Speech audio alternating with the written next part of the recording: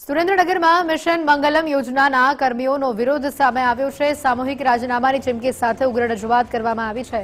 40થી વધુ કર્મચારીઓ જિલ્લા ગ્રામ વિકાસ એજન્સીની નિયામકને રજૂઆત કરી છે। છેલ્લા 3 મહિનાનો બાકી પગાર કામગીરી ભારણ મુદ્દે વિરોધ કરવામાં આવ્યો છે।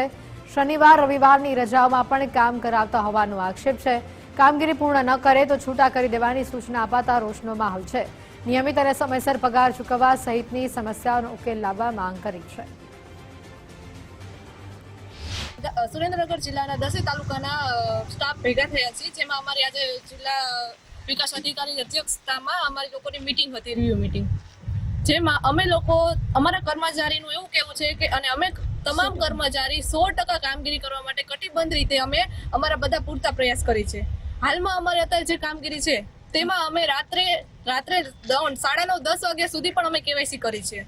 તો અમારે છે ને અનિયમિતતા પગારમાં છે। હાલ અત્યારે 3જો મહિનો ચાલુ છે કન્ટિન્યુ, અમને કોઈ પગાર હજી મળ્યો નથી 3જા મહિનાનો।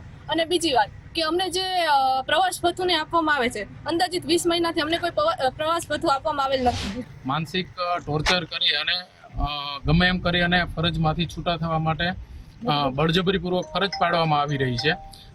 એમાં માનસિક એવી રીતે ટોર્ચરિંગ છે કે એક તો નાણાકીય સંકળામણ છે, 3 મહિનાથી પગાર નથી થયેલા। આઉટસોર્સ કર્મચારી છે જેમનું સરકારશ્રી દ્વારા પરિપત્ર થયેલ હોવા છતાં 20 થી 21 મહિનાથી ટીએડીએ આખા ગુજરાતમાં મળે છે, માત્ર સુરેન્દ્રનગર જિલ્લાના જીએલપીસીના કર્મચારીઓને ટીએડીએ નથી મળતું। આ રજૂઆત અનેકો વાર લેખિત અને મૌખિક કરવા છતાં આજ દિન સુધી એમનું કોઈ સમાધાન કે સોલ્યુશન આવેલ નથી।